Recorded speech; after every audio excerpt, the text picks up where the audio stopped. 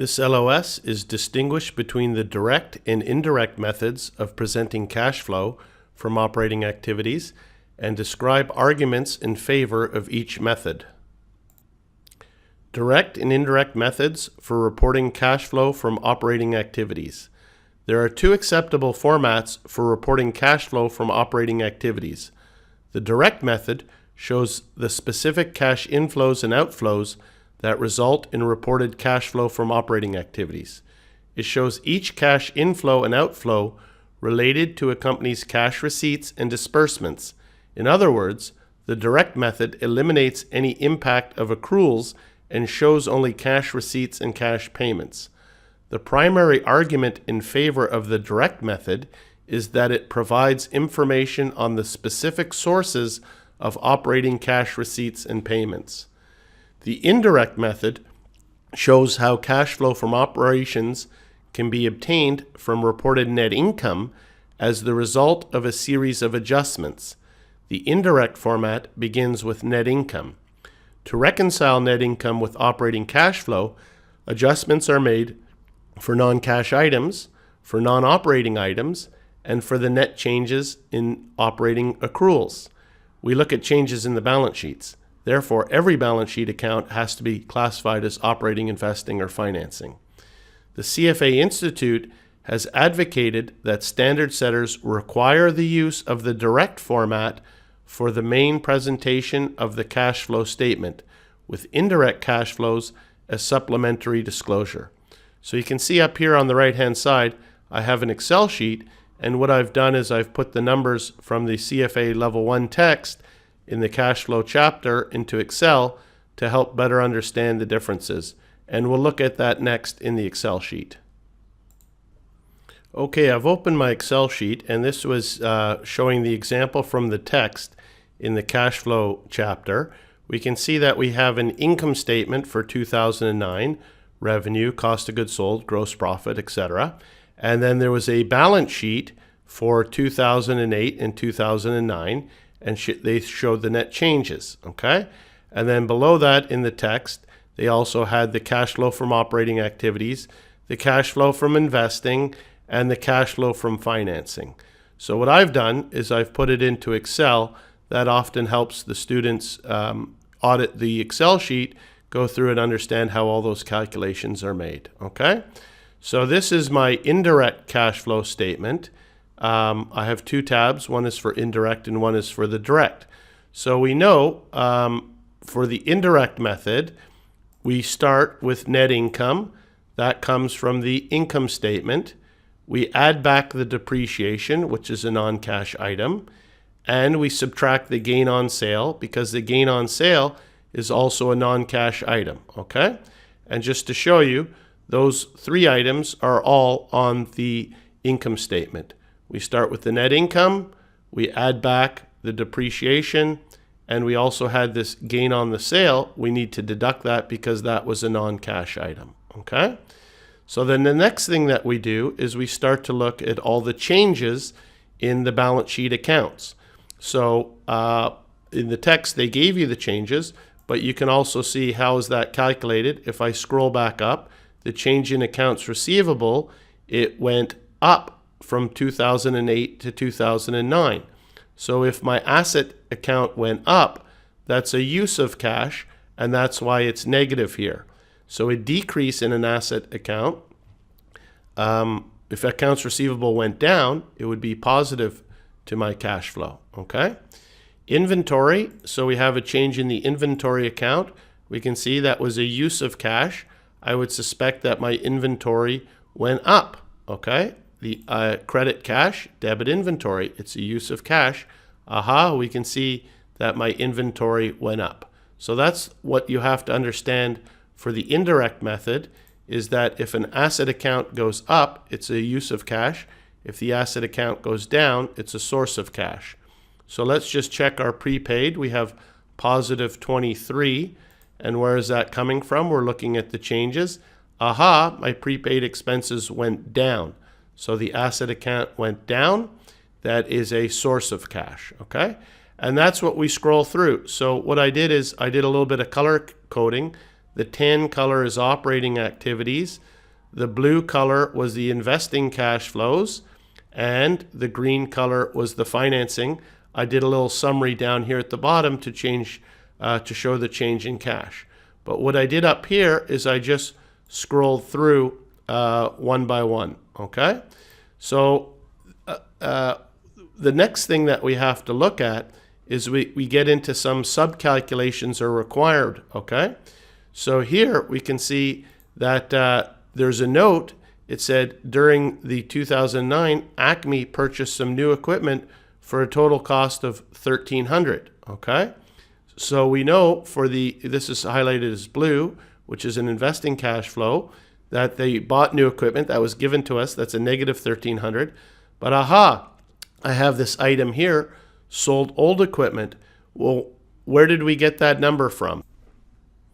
Okay, this is why I say the T accounts are very important, because for the bought equipment, that was given to us, but to calculate the cash that we received from selling equipment, we need to do a few little calculations based on the numbers that are given to us. And so we use our T accounts, and we're back to the old given three numbers.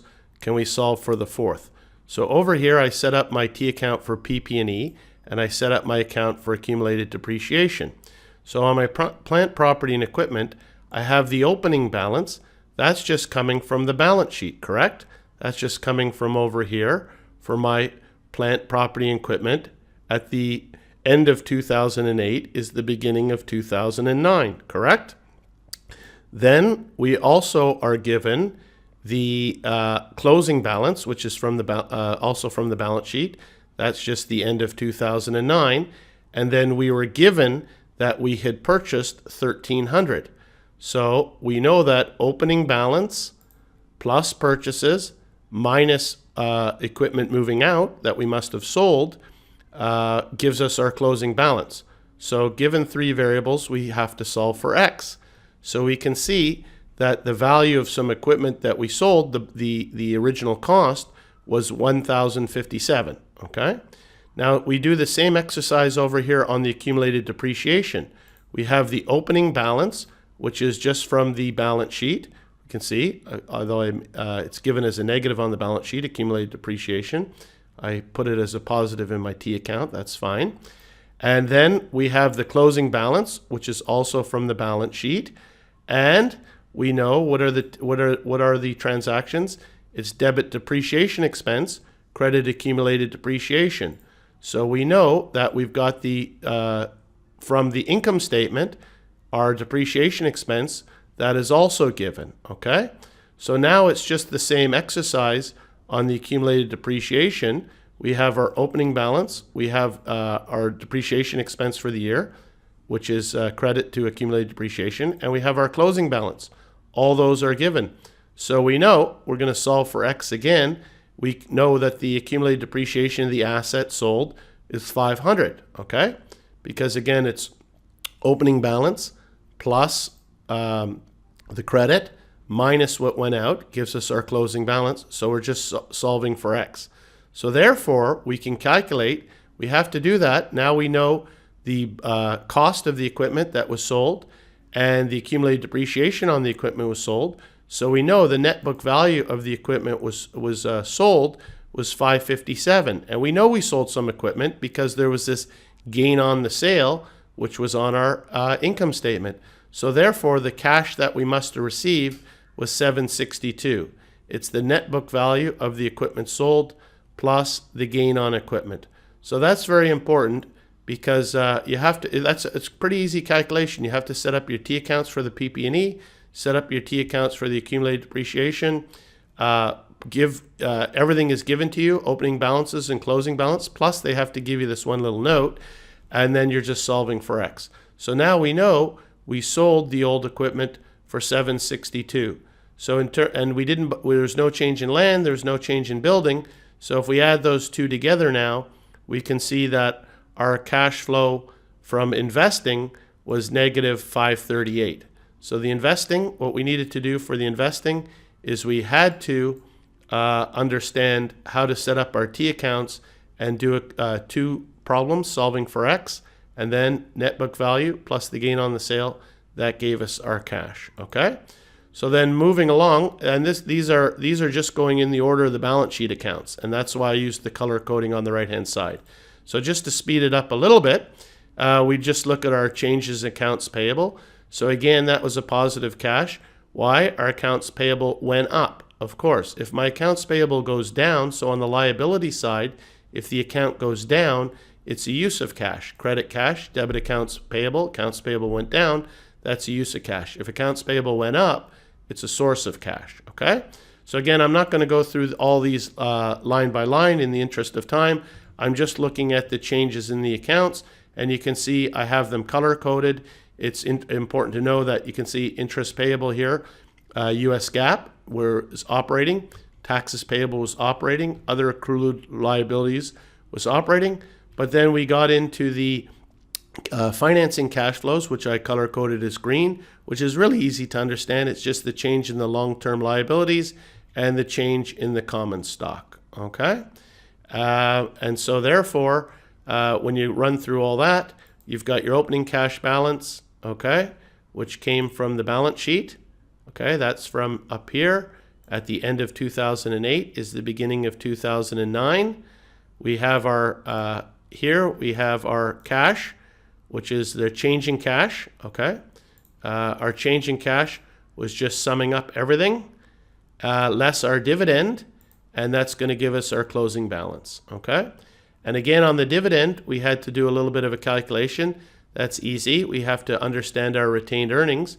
Our retained earnings accounts, opening balance plus net income minus the dividends, and so we always have to calculate our dividends usually.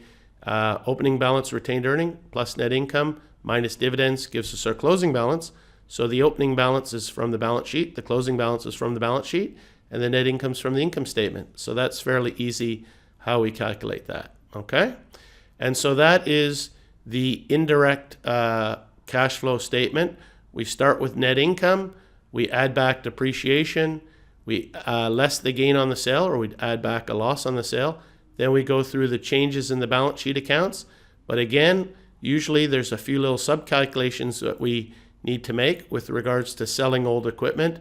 We do that by setting up the T accounts for PP&E and accumulated depreciation, and we solve for X. What was the book value of the equipment that went out? What was the accumulated depreciation on it? So we know our net book value, and we know that there was a gain on the sale from the income statement. So we can calculate with the cash that we receive. That's usually the one area that students need a little bit of practice. And then again, we're just rolling through all the different changes in the balance sheet accounts, and the dividend we always have to calculate. Retained earnings, opening balance plus net income minus dividends gives us our closing balance. Okay, so that's a fairly long explanation, but it's important to understand because there's often quick little calculations that you need to make using both the direct and indirect methods.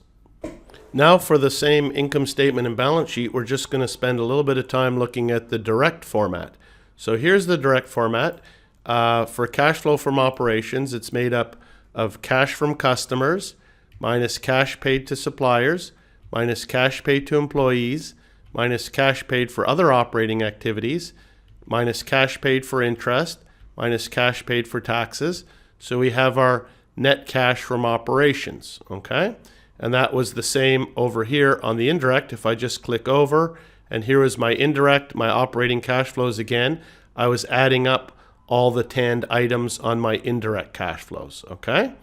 So now, again, just clicking back to my direct, for the cash flow from investing, the equipment bought, the $1,300, that's familiar to us. That was given to us in the question, but then we had to calculate the cash from sold equipment, which was a positive. We add the two together and we had our net cash in investing. And again, the cash from equipment that we sold, I told you we had to go through the little bit of the example, the net book value on the equipment sold plus the gain on the sale. And how did we do that? I have it also here in the T accounts just set up again. Quick little review. PP&E, opening balance from the balance sheet, plus equipment that we bought, which was a note given to us, and the closing balance is also from the balance sheet. So we know the book value of the equipment that we sold, something had to have gone out to make that account balance. On the accumulated depreciation, we've got the opening balance from the balance sheet. We have the addition to that account, which is depreciation expense, and we have the closing balance. So again, we solve for X and we know something went out. So we have the net book value of the equipment, 557, which is the value of the equipment that went out minus the accumulated depreciation on the equipment that went out. We had the gain on the sale from the income statement, so we know how much cash that we received. So again, for the CFI, there's always a little calculation that you need to do on the cash from that when you sell equipment. Okay. For the cash flow from financing, that's usually fairly easy, folks, because that's just the changes in the long-term debt. And where did we see the changes in the long-term debt? We were just looking at the balance sheet accounts, and we could see that the long-term liabilities at the beginning of the year, 3575, at the end of the year, 3075. So our long-term liabilities went down. That must have been a use of cash, and therefore that was a negative. Okay, that's not the cash flow from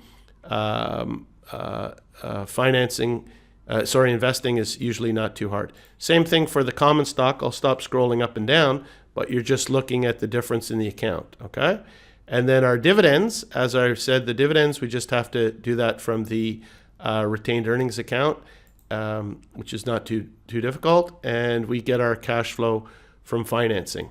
So cash flow from financing and cash flow from investing should be fairly easy, except for the investing, we have the one little calculation. Okay, then that gives us our net change in cash, which is the cash flow from operations plus the cash flow from investing plus our cash flow from financing, net change in cash. Add the opening balance, and that gives us our closing balance, which is reconciled to the number which is on the balance sheet. Okay, so now what we need to do is we have to understand, how do we do these calculations? For example, the cash from the customers. So if I just scroll up to my my Excel sheet, I've done this here for you. So you can see a cash from received from customers. I know my revenue. It's from my income statement. Less accounts receivable gives me my cash from the customers. Where did that increase in accounts receivable come from? Again, we had to look at the changes in the balance sheet. So my accounts receivable went up, which is a use of cash. It didn't go down. It's not a source of cash. So again, cash received from customers, revenue, less the increase in accounts receivable, which is a negative. If there's a decrease, it would be a positive. Gives us our cash from customers. Okay. So again, on here on the right-hand side, I just show you the T accounts are so important. For my accounts receivable, I've got my opening balance plus all my credit sales and my closing balance. Again, I must have the cash that I received from customers, because that would be debit cash, credit receivables. So again, I can do it from my T accounts. Accounts receivable, opening balance is given, sales is given, credit sales is given, closing balance is given. I can calculate how much cash I collected. Aha, here's the one that's a little bit more difficult. You have to kind of memorize this because they like to test you on that, perhaps. Cash paid to suppliers. How do we need to memorize that? It's the cost of goods sold plus the increase in the inventory gives us our purchases, less the increase in accounts payable gives us our cash paid to suppliers. Again, so cost of goods sold is coming from the income statement. Increase in inventory is coming from the balance sheet. That gives us our purchases. Increase in AP also from the balance sheet, and that's our cash paid to suppliers. Cash paid to employees is easy. We look at our salaries and wages. Where's that number coming from? That's coming from our income statement, salaries and wages. Okay, salaries and wages less the increase in salaries payable. Where's that coming from? It's coming from the balance sheet. Let's just go up and we can see, aha, we've got a liability here. Salaries payable, it went up. Okay, so that's a source of cash. That's a decrease in terms of our cash paid to employees. So we have salaries and wages less the increase in salaries payable, that's going to be the cash paid to employees. Okay, yeah, the payable went up, so that's a source of cash. We deduct it from our cash paid to employees.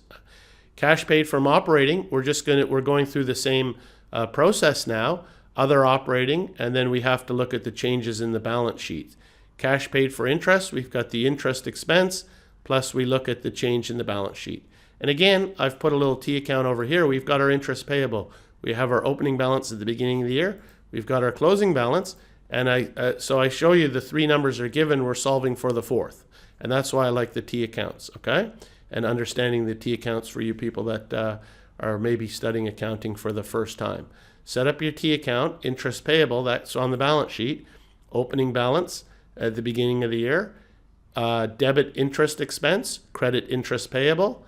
We have our closing balance, and therefore we know how much interest must have been paid, okay? Pretty easy. The PP&E we rolled through, okay? So again, just scrolling down here, we have our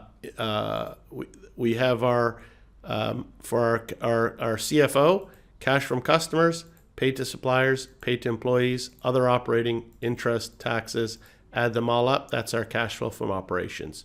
CFI, investment, equipment bought, they gave to us.